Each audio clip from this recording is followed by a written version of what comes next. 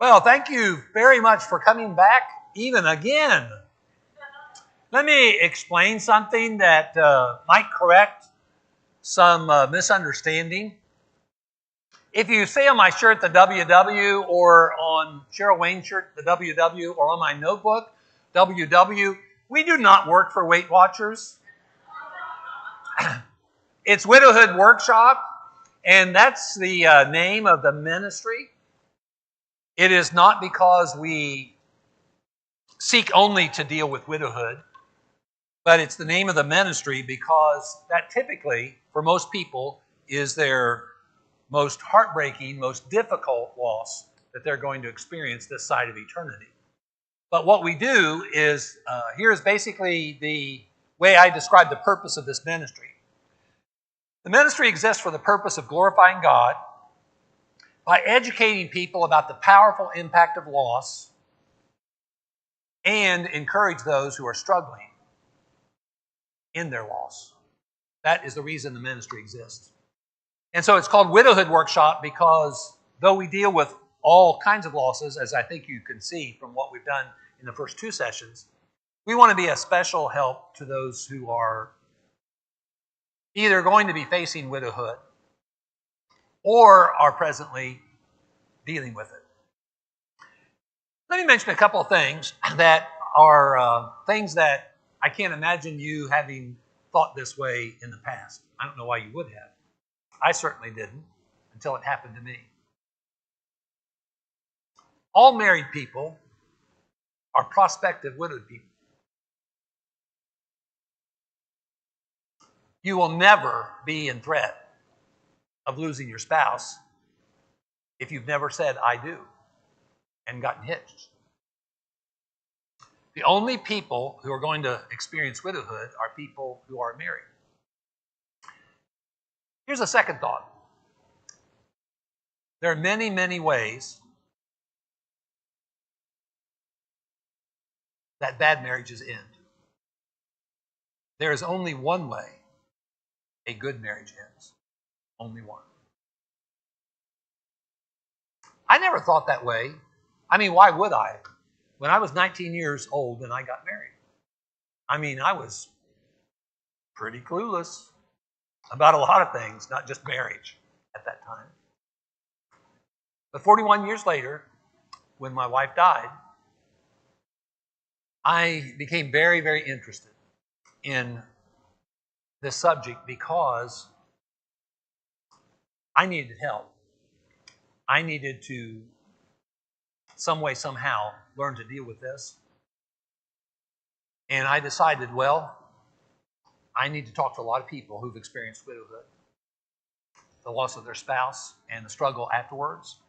And I needed to read everything I could get my hands on about this subject because I needed to know more for myself and if I was going to try to help other people. Now, when you exit the auditorium, on the right side, there's a display table. And there's a sign there that says, this is a display table. Now, that is a kind way of saying, please do not steal the preacher's books in the house of the Lord.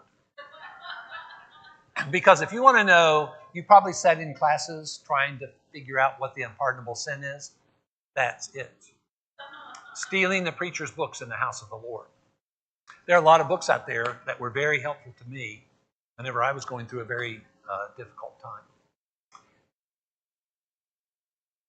What you're going to hear for the next few minutes, and I'm going to ask you to help participate a little bit, but because of our time, not as much as I would like.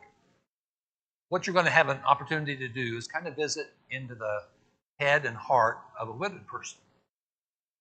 And it's very personal, and it's very eye-opening to people who've never experienced it. Let me introduce you to a woman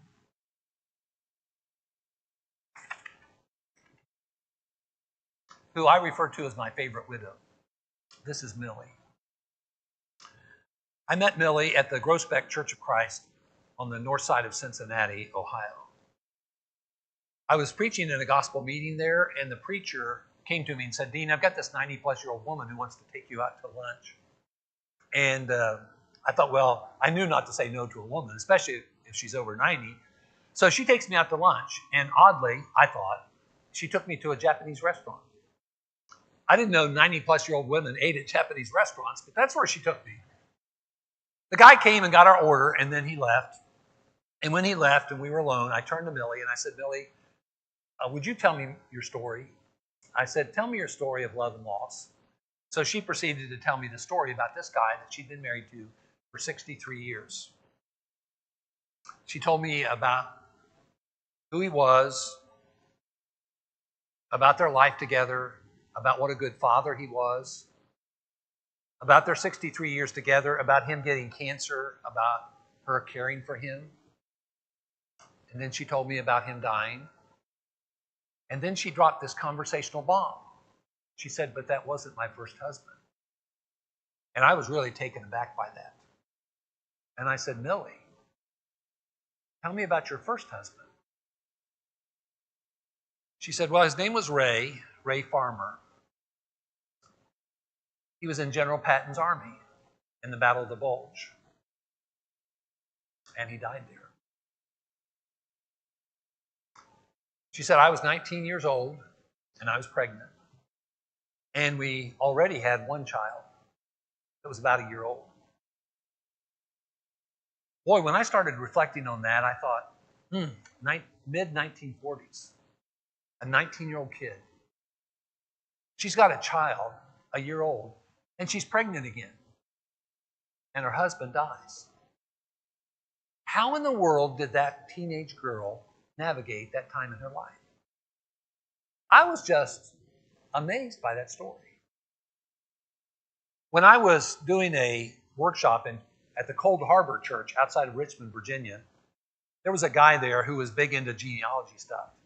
And he had access to different opportunities of finding information.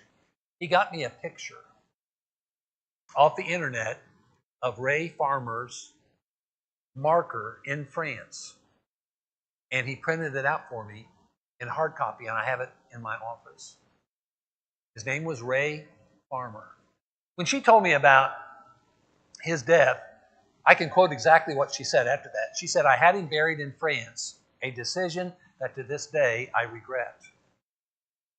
Here she was in this country, her husband buried in France. She's 19 years old. It's the mid-1940s. Such an inspirational story. So afterwards, when I would tell a little bit about her, I would sometimes call her on the phone and say, Millie, I told your story. I wanted her to know that her story of love and loss could be a real inspirational story to other people who are wondering, how in the world am I going to make it now? It was 4 years after the death of her husband that she married this second guy, and they were married for 31 years. On July 4th of 2018, she died. I thought it was appropriate. On July 4th, 2018, she died. I refer to her as my favorite widow. No offense to others. I want to share with you some thoughts from people, brothers and sisters in the Lord, who've experienced the loss of their spouse. Because we don't talk about this stuff at church. It's very, very seldom you'll ever hear people talk this frankly, this openly at church. Jackie in Arkansas said, I wasn't a person anymore. Couples turned their backs on me. Kathy down in Florida lost her husband in her 50s. She said, I was told by a family member that loves me, time will heal. I don't think that's at all possible. 33 years of my life with my husband sharing 3 children was my whole world. I can't see past today, and the pain is too much. The Stapletons were missionaries together, Robert and his wife, down in Tanzania in Africa. They were married for 47 years. And this is 2 years plus after Robert died. She said, I know I have to do the best that I can each day, but it is hard at times. Now, here's a lady who's been a Christian for a number of years. She has been a mature servant of Jesus with her husband for decades in her life. This is not a weak, immature Christian. She said, I never dreamed it would be this difficult.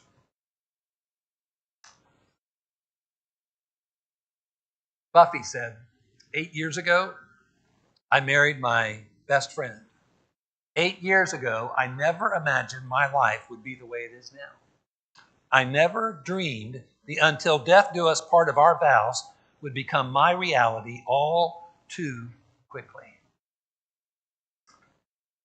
One brother in the Lord shared this. I don't know what's going on. I can't stop crying this afternoon. I'm just so lonesome. But when people are around, I just want them to leave so I can cry. One sister up in Ohio said we did everything together. We were married for 48 and a half years. When, she calls it, a tiny germ, COVID, took his life. I'm struggling with extreme loneliness. The house is so quiet, no longer alive with joy. Another widow lady that I know and good friend said, I've got to get out of this house. And then when I get out of the house, I just want to go back home. What a mess. I had no idea what life after the loss of your spouse was like until it happened to me. Now, when I had lost my wife, I'd been with the same church for 32 years in Hartville, Ohio, and we had a great church family. During that 32-year period, it was really clear to me that loss was traumatic, deeply impactful, and awful. I cried those tears with them. We hugged. We prayed. It was obvious to me loss was awful. What I did not know was what loss was like when you had to live with it every day and every night. That's when I got on a learning curve. A big, quick curve. What are the risk factors? You got to get hitched, you got to stay hitched, and then you keep living.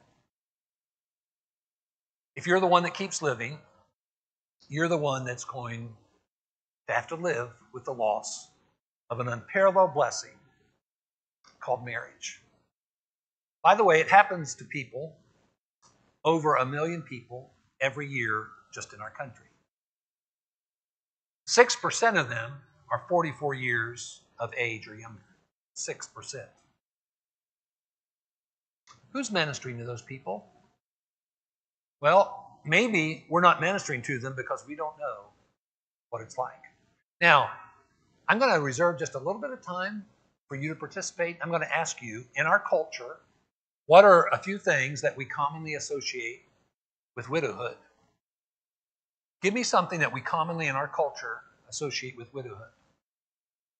Old age. The average age.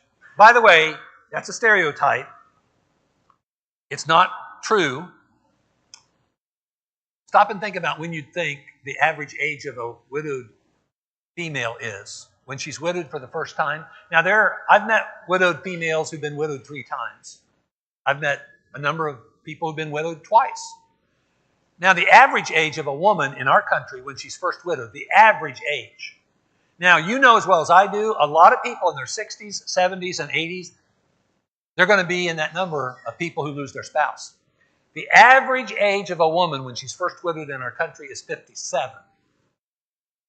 Stop and think about how many widowed females there'd have to be way lower than 57 to drive that number down to 57 when you've got so many losing their spouse in their 60s, 70s, and 80s. 75% of all married women are going to be widowed. 75%. It's far more likely the widow rather than the widower. The widower is going to be left behind. Now, there's two reasons for that.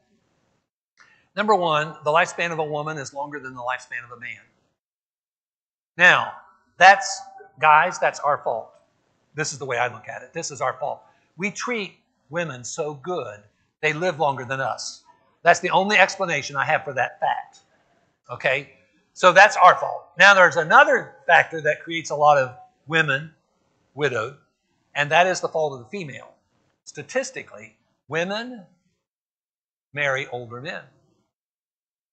Women, what are you thinking? If the lifespan of a man is longer than the lifespan of a woman, and then a woman chooses to marry a man older than she is, statistically, it's far more likely that she's going to be left behind than not him. Now, that's not always the case. There are widowers, but there are 3 to 4 times more widowed females than there are widowed males. A lot of times, we talk about that as an old folk issue. No. The most inspiring people that I and Cheryl Wayne have met in this ministry are young women in their 20s and 30s and early 40s who've lost their spouses. I wish I could get a bus like the Partridge Family bus and take a bunch of people around and go meet some of these women. Like we could go over and see Brittany, who got up one morning and she was married to Bradford, and happily so. And she'd been married for about 1,300 days. I know this because I read her blog that she wrote after Bradford was killed in an auto accident in Trenton, Tennessee. She gets up one morning after 1,300 days, and she's married. And the sun goes down, and she's widowed. I can take you to go see Cynthia. Her and her husband owned a lot of property in West Tennessee. They were farmers. And this was in October, I believe. It was in the fall. And the cotton crop was in the field. And the field was literally white unto harvest. Her husband went out to do some welding on a truck that had a diesel tank on it. And that tank had 75% diesel fuel in it, 25% fumes, which is okay in regard to his welding intention. But what he didn't know was that tank had a pinhole leak in it. And when he cranked up that welder, it blew up. It blew the building up. It blew his body out of the building. Cynthia ran and got a lot of comforters and blankets wet in the bathtub and went out and threw them on the body of her husband. He was life-flighted to Memphis, and he died a couple of days later. 29 years old, 3 children, and the crop is ripe in the field. I was so proud of those Crockett County farmers who dropped everything when the time was right and harvested the crop out in the field that year. How could that possibly happen? Cheryl Wayne and I enjoyed a lunchtime with Carla in the Chattanooga, Tennessee area. Her and her husband had 3 kids, and Carla's father was a preacher, and he got his son-in-law to substitute preach for him one day. So Carla's husband gets on his motorcycle, attaches the Bible to the motorcycle, and heads to church. It's about a 45-minute commute to get to the church building that Sunday. And a teenage boy in a truck caused an accident where Carla's husband died. Here she's left with 3 children. I could go on and on and on.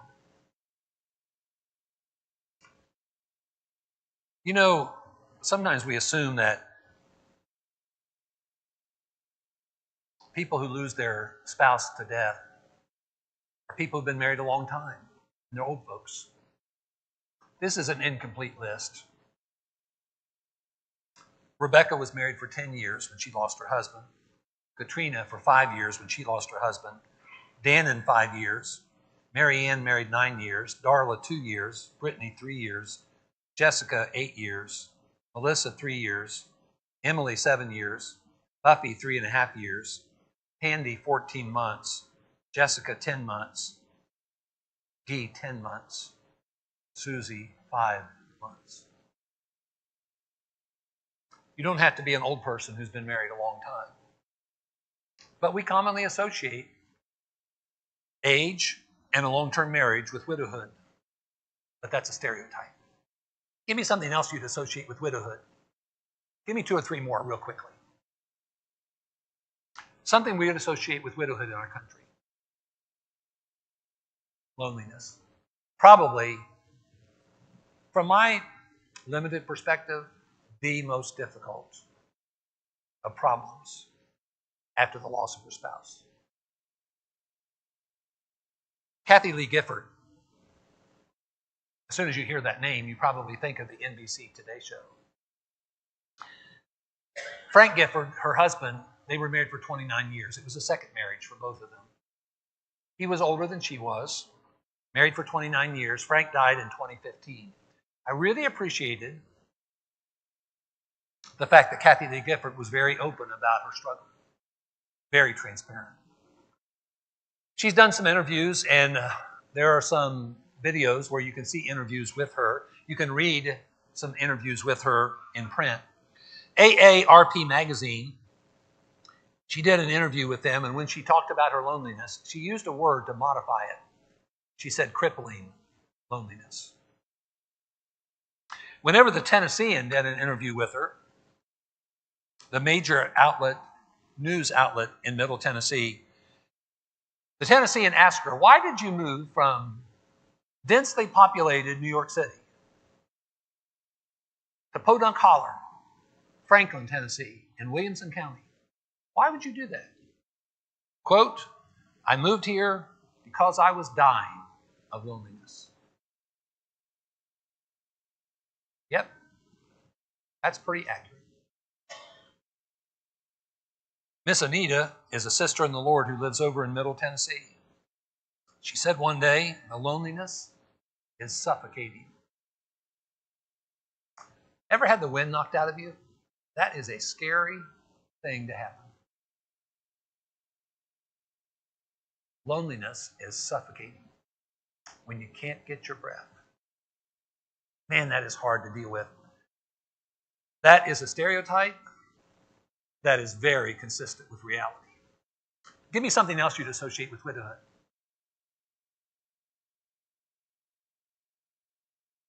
Fear.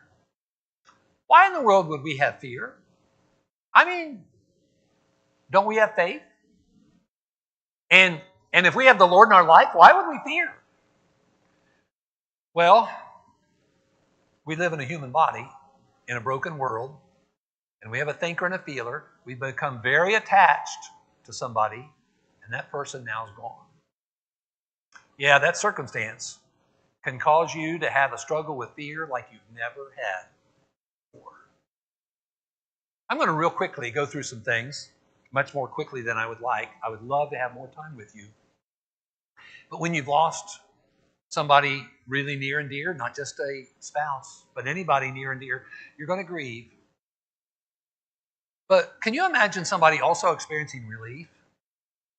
Take, for instance, the wife who's been living with domestic violence and her husband dies. She doesn't have to live with that domestic violence anymore. Take, for instance, the person who's been a caregiver for a number of years, and that person they've lost was a faithful Christian. They now know, at least their thinker knows, that they're at home with the Lord. They no longer have to be a caregiver. And that exhaustion that they've been experiencing, that frustration and that struggle, that's ended. They're no longer a caregiver. Now, what if you're supposed to be feeling grief, but you feel relief? How's that going to make you feel? Guilty.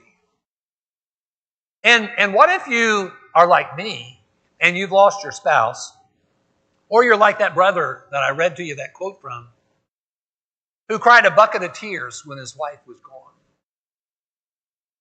I have a dilemma. I suffer from something you'll not find in a medical journal, though it should be there. I call it overexposure to the female gender. I had a wife for 41 years and 3 daughters. No man is going to be normal after that experience. I cry very easily. I can be touched very quickly by something I see or something I experience. Now, some of us struggle with crying. Now, when you tear up or you start crying in the presence of somebody else or in a public setting, what do we say? What's the line? Go ahead. I'm sorry. What do you have to be sorry for? Absolutely nothing. You don't have to feel ashamed at all. Some of the biggest crocodile tears of the saltiest nature are cried right where you're sitting, because it can be so hard to come back to church. I've become convinced. I know this is not possible. It's not realistic. But I've pretty well come to the conclusion the only way the song leader is going to be a winner in the eyes of the widowed is he needs to run his song suggestions on that Sunday through the widowed community to get their approval before he sings them. Because he's going to sing that song. He's going to sing that song that's going to make that person think about their spouse. And then there are prayers. Things that get said in prayers.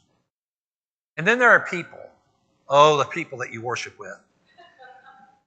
Dumb things caring people say.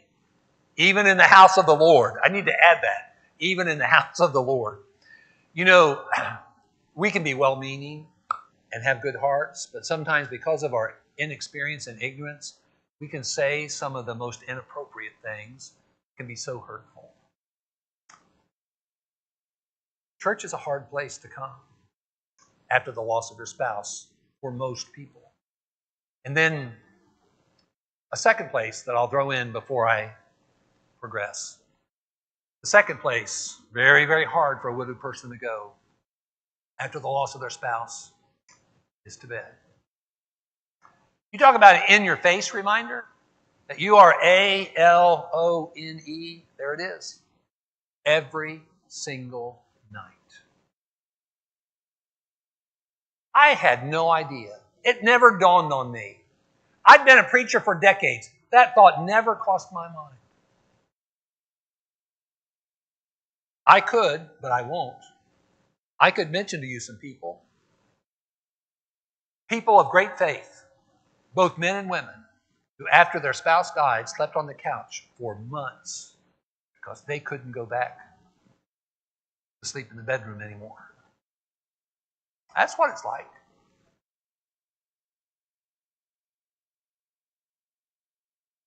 The heartache is hard to put in words because you've never lost this person before. You start having questions that may even have a faith-based aspect to them, and you begin to wonder about yourself, about your faith, about your Father in heaven, about your brothers and sisters in the Lord, and we could spend at least a half an hour talking about details in regard to the struggle you can have spiritually. The loneliness is incomparable. If you are half of a whole and the whole no longer exists, what are you? That's where we need to be reminded that our identity is not our marital status. Remember, I said, I am a widower, but a widower is not who I am. I'm an old geezer, but an old geezer is not who I am. And I thank the Lord for that. Our identity, we need to understand, we need to create a perspective where our identity is not anything that has to do with this temporary world or things we experience in it. But we're going to struggle with the fact that we're no longer somebody's husband or somebody's wife. There may be financial jeopardy involved. Don't be naive and think that this Social Security system we have is the perfect safety net for widowed people. As a matter of fact, I can introduce you to some people who found their lives very complicated and much more stressful because of the Social Security system. The U.S. Census Bureau has done some studies about this. And elderly women, now, the article I read did not identify the numbers they associate with elderly. I don't know when you start being elderly. But here's the way they put it. Elderly women who are widowed are 3 to 4 times more likely to live in poverty than elderly women who are married. Elderly women who are widowed are 3 to 4 times more likely to live in poverty than elderly women who are married. Yes, there is financial jeopardy that can be involved after the loss of your spouse. You're dealing with change, but it's forced change. I didn't choose this. I don't want this. Well, that doesn't matter. You're stuck with it. Now, we're Americans. We love our freedom. We brag about our freedom. We seek to protect our freedom. But yet there are things that in a free world you're forced to deal with. We don't like to be forced to deal with things. Now you have to deal with the absence of the person. Your brain is going to have to recover. Because what your brain has gotten used to being in your circle is no longer there. So when you look at that chair where they sat, what do you see? You no longer see that body. You see air. Dealing with the absence of the person can be a very difficult thing for your brain, your thinker, and your feeler to deal with. Oh, there's more. It is not uncommon to have dreams about the person you've lost. It's been over 10 years for me, and just a few days ago, I had a dream that included my late wife and my best friend for many, many years, his wife, who recently died. It's not uncommon. I'm talking about dozen plus years after the death of your spouse. Even if you have remarried, to have dreams about your spouse. That's not a sign you're going crazy. That is a sign that you're grieving. Whenever you've suffered great loss, and here's the way I would summarize that book, The Grieving Brain. Now, the writer probably would not appreciate me dumbing it down like this, but you know, football players or other athletes might have suffered a concussion, and they go into what we call protocol, concussion protocol. And we recognize that the brain has suffered an injury, and it's going to take time for that brain to recover. That's the way I would describe what she talks about in that book. Grief is like an injury, like it's an injury to your brain, as well as an emotional, an injury to your feeler. And you've got to realize that your brain has to recover from that. Now, how good are you at controlling your brain when you're wide awake? When you go to sleep, how much control do you have over your brain? None. It's going to go wherever it wants to go. It's nothing to be ashamed of. It is something, I think, that's good to talk to other people about, especially people who could relate to it. I think that you would find some solace in hearing about other people who had had dreams about spouses they had lost years ago. You're going to have to deal with the silence. Now, those of you who are married, you probably have said, "Honey, would you please be quiet? I'm on the phone." Or you say to your spouse, "What in blue blazes are you doing making all that racket?" A widowed person does not have that problem. A widowed person has the flip side. It can be deafening silence. Do you know what a lot of widowed people do first thing in the morning? A lot of widowed people do first thing in the morning. They turn on the TV. I talked to one widow lady who said she turns on the TV in the morning and she turns it off when she goes to bed at night. Now, she's not watching it. She's doing all kinds of things. She may even leave the house. But at least there's noise in the house. She doesn't have to deal with the silence. Now, some people embrace the silence and enjoy it, but most people do not. They have to deal with the struggle of the silence. The emptiness is because that person is gone. And that person helped to fulfill your life in a very unique way. And now you have to recognize that you have a dependence that otherwise you didn't. Oh, Martha, she was 11 months into her loss. And she called me. It was November. I remember the month. I remember where I was. I had this lengthy conversation with her. I hadn't talked to that woman. I don't remember when the last time was I talked to that woman. And she calls me cold turkey. I don't even know where she got my number. That conversation lasted for over an hour. During the course of the conversation, she said, Dean, I hate being a man. Now, you women, I have a hard time understanding you women. So, a lot of times, I will have to ask a woman, what do you mean by that? And sometimes I get in trouble by following that up with another question. And that's what happened on this occasion. So I said, Martha, what do you mean by that? I hate being a man. That just seemed like such a bizarre thing for me to hear. She said, her husband's name was Robert. She said, I hate doing what Robert should be here doing. Well, I wasn't satisfied with that, so I asked another question. Like what? She said, I hate taking the trash and wheeling that out to the street every single week. He should be here to be doing that. She was a mature Christian woman who'd been married for decades.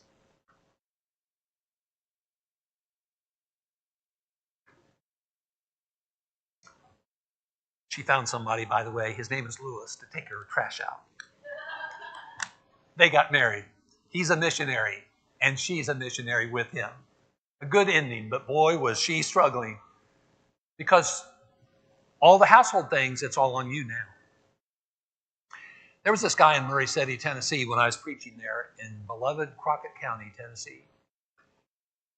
His wife up and died on him. Her name was Margaret, and she was in her early 80s. The way they rolled in their marriage was she did everything inside the house, he did everything outside the house. So when she up and died on him, he knew nothing about the finances. He knew nothing about insurances. He knew nothing about tax history. He knew nothing about cooking. This old boy was like a lost, lonely puppy. He was so hard up, he called the preacher for recipes because he didn't know how to cook. I was his preacher. He knew I loved to cook, and he would call me and ask for recipes. He had a great sense of dependence because there's a lot of things he didn't know about because she wasn't there anymore. So he needed help. The stress is pretty incredible, and it's not unusual to be angry. Now, who might you be angry at? I wish we had the time for you to volunteer some suggestions, but let me just roll through a few. Can you imagine being angry at the person who died on you? Jackie down in Florida, she admitted that when she took a shower sometimes after her husband up and died on her, that she would beat the side of the shower wall and she would scream, "Why did you leave me? Why did you leave me?" Crazy. No, that's grieving.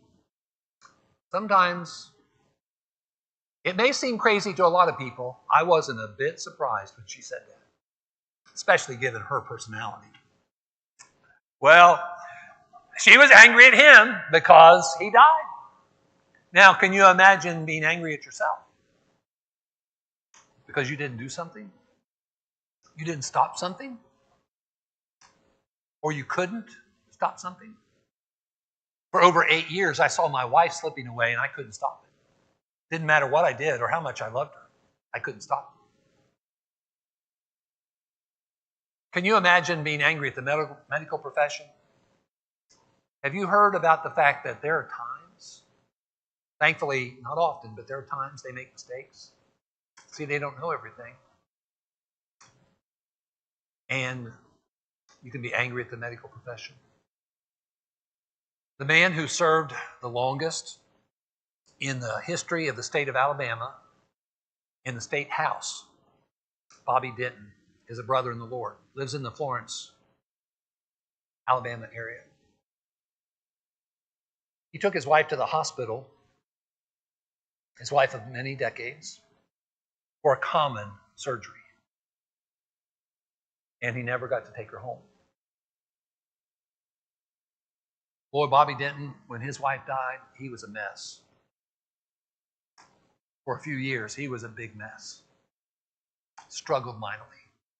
Sometimes the medical profession makes mistakes. They can be negligent. They can make the wrong call.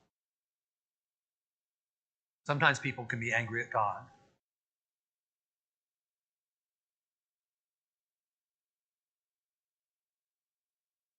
When you're angry with somebody, for the sake of the relationship, what should you do? You shouldn't ignore it. You shouldn't deny it exists. You should deal with it, with that person.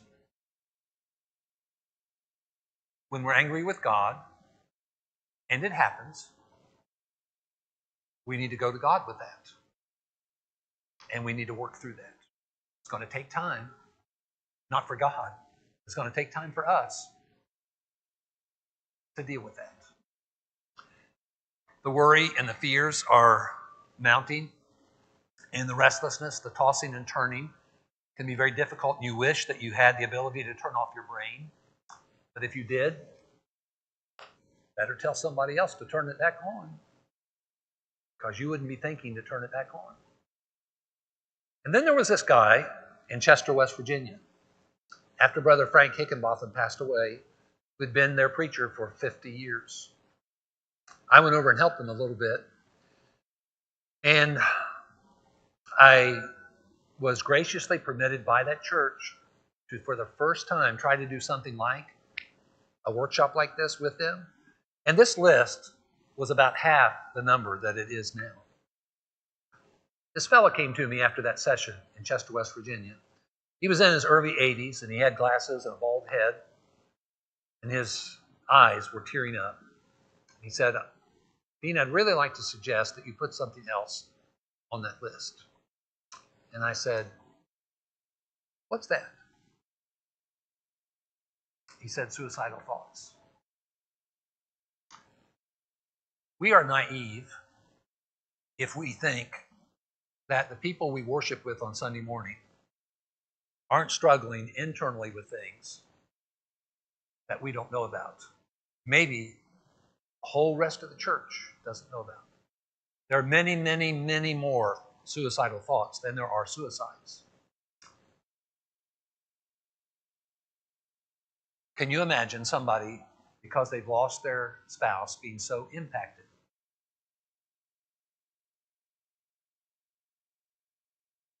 that they thought about suicide? Yes, it can be that hard. Why is this so difficult? Well, it's the only relationship in the Bible described in that unique way, one flesh, the only one. And when you have done what you really need to do if you're a Christian, and if you really want a magnificent marriage, you have committed yourself to the total giving of the total self for a total lifetime, and that's how you get a magnificent marriage. No matter what the age difference is, no matter what the color of skin difference might be, no matter what the socioeconomic differences might be, no matter what the personal histories might be, this is how you have a magnificent marriage. You both choose to embrace the total giving of the total self for a total lifetime. You can have a magnificent marriage. It will not be perfect. You can't take two imperfect, flawed people and create something perfect. But you can take two flawed people and make something magnificent by the grace of God with this kind of a spirit, this kind of commitment. Don't ever say, especially to a widowed person, "I know how you feel," unless you want slapped. Because that's sometimes what we want to do when we hear somebody say that.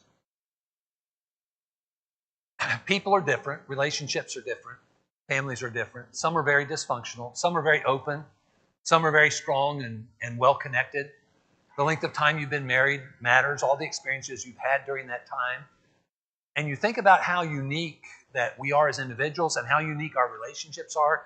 And then whether or not there's faith, or whether there's some faith or a lot of faith, there's a lot of things that are going to make a big difference about widowhood.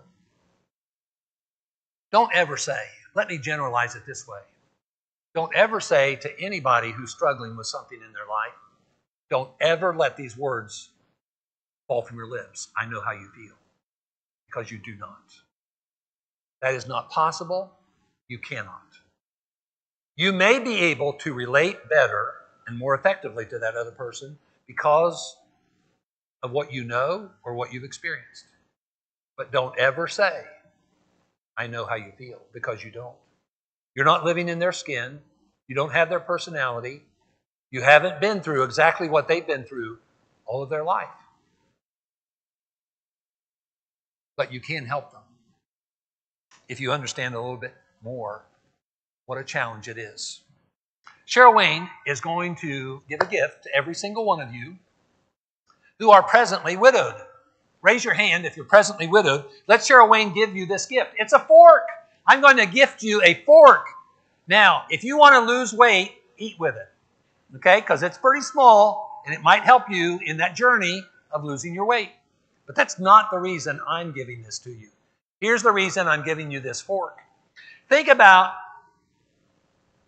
the decisions that you are making when you pick up that fork. Decision one, you decide you're going to eat. You decide what you're going to eat. Was your mama like my mama? Did she feed you that line about the starving, dying kids in China? You eat everything on your plate. Well, as an adult, you have the freedom to choose what you're going to eat. You pick up the fork, you've decided, I'm going to eat. You're deciding what you're going to eat. You're deciding what you're not going to eat. You're going to decide how quickly or swiftly you're going to eat. You're going to decide when you're going to quit. You're making decisions with the fork in your hand. When you've lost the precious person in your life, you have been forced to deal with a grief journey. The beginning of that journey needs to be deep grief. In whatever way is effective for you, for as long as you need to. Here's the way I depict it.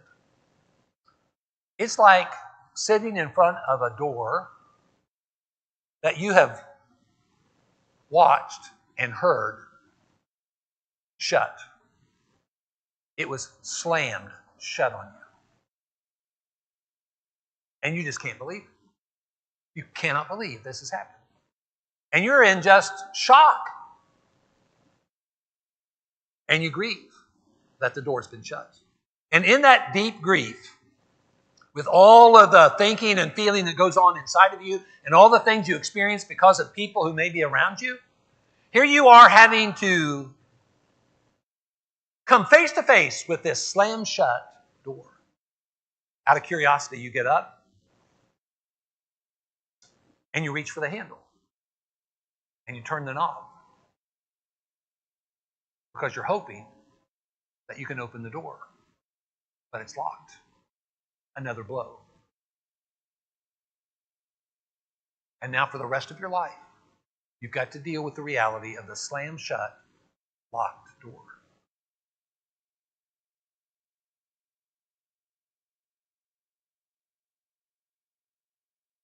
That's hard.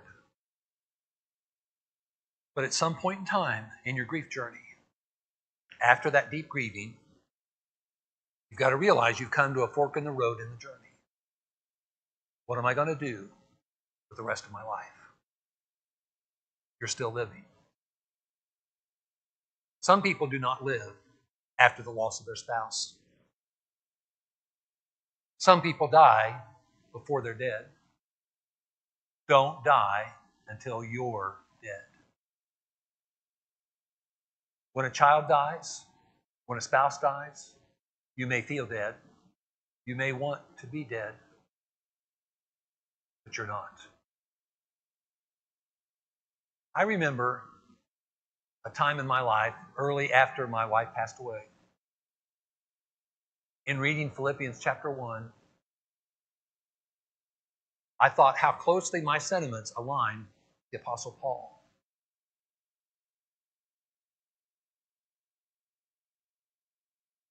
I'd like to die. That's my desire, to depart and be with the Lord. I've been blessed with a wonderful wife. I've been blessed with children and grandchildren. Please, take me home. You may feel dead. You may want to die. But at some point, you've got to realize, I'm not dead. Maybe there's some way that I can take my pain, the pain that I didn't want, not waste it, but actually use it for the glory of God.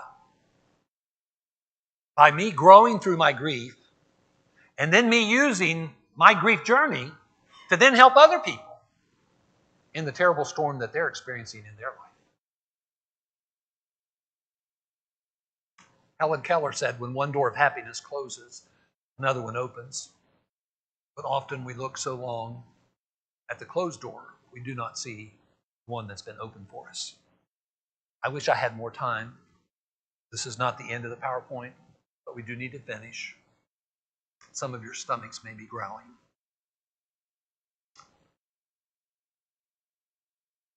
I told my daughters when they headed back home, they all live in the southeast part of the country, Middle Tennessee, Northwest Georgia, Gainesville, Florida. I told them in January of 2014, girls, I know I need to get moved down closer to where you all are. I said, girls, you got to remember, I got 3 strikes against me. 61 years old. 61 years old. As a preacher, you're not very marketable in the brotherhood. I said, strike 2, I'm a widower. I don't have a wife. Preachers who don't have a wife are not very marketable. And I said, girls, I'm going to be trying to get in the southeast part of the country. I said, I'm a Yankee. Strike 3.